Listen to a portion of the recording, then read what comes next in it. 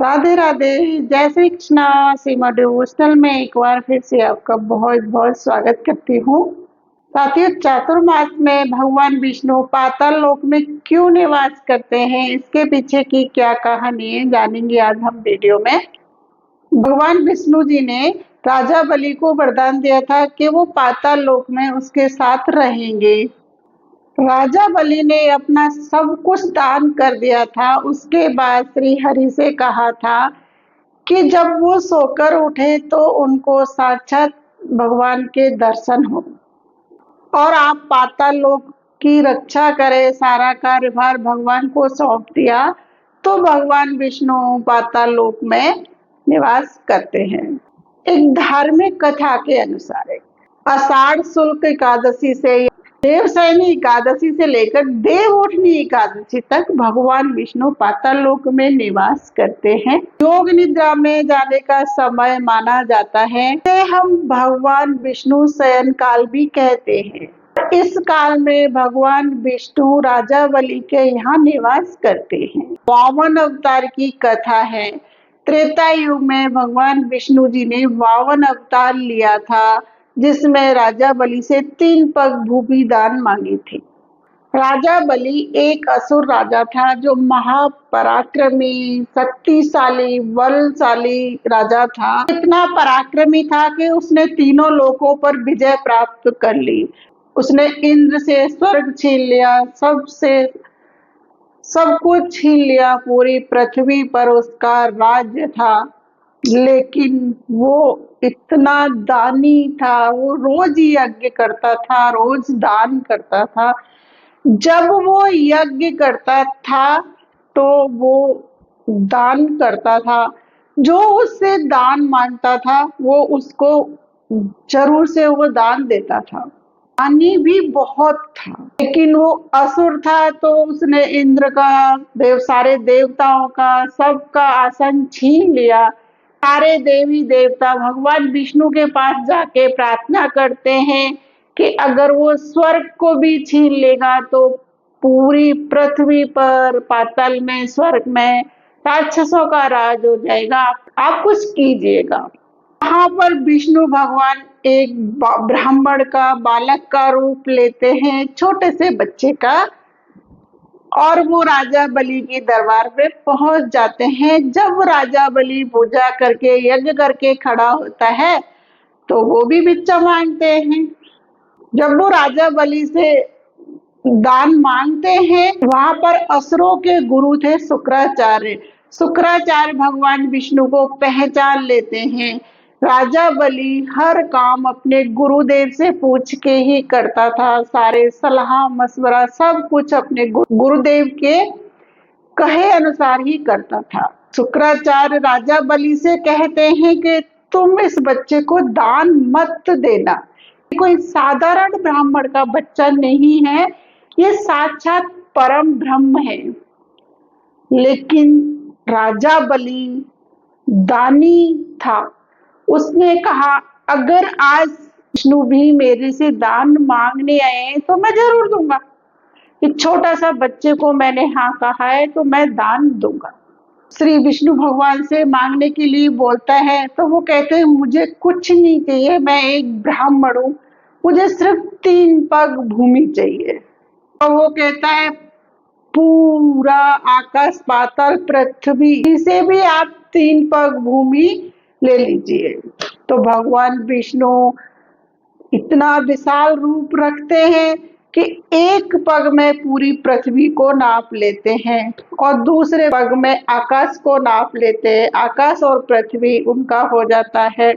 अब वो राजा बलि को बोलते हैं कि मैं तीसरा पग कहाँ रखूं। तो बलि बैठ जाता है, नतमस्तक होके कहता है तीसरा पग आप मेरे सर पे रखिए। 52 अवतार में विष्णु भगवान तीसरा पग जब बलि के सर पे रखते हैं तो राजा बलि जब पाताल लोक में चला जाता है।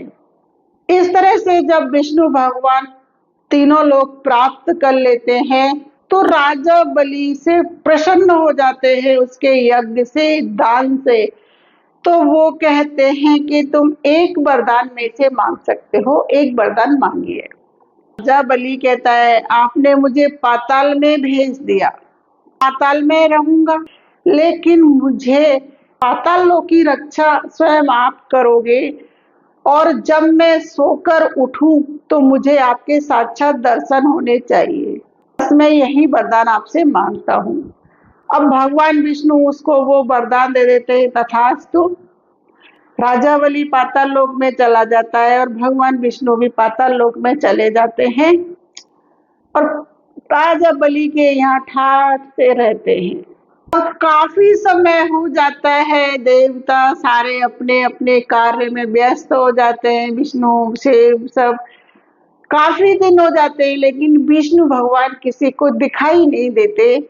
सब सोचते हैं विष्णु भगवान कहाँ गए, योग में गए, ध्यान में मग्न हो गए, कहाँ गए। लेकिन एक दिन नारद जी आते हैं और माता लक्ष्मी को सारी बात बताते हैं कि भगवान विष्णु तो पाताल लोक में राजा बलि के साथ रहते हैं। साथ में एक उपाय बताते हैं कि आप ऐसे कीजिएगा और जाके विष्णु भगवान को राजा बलि से आप लेके आइए। अब यहाँ पर माता लक्ष्मी एक साधारण स्त्री का रूप लेती हैं। उस दिन, जिस दिन हम रक्षाबंधन मनाते हैं, कार्तिक पूर्णिमा थी।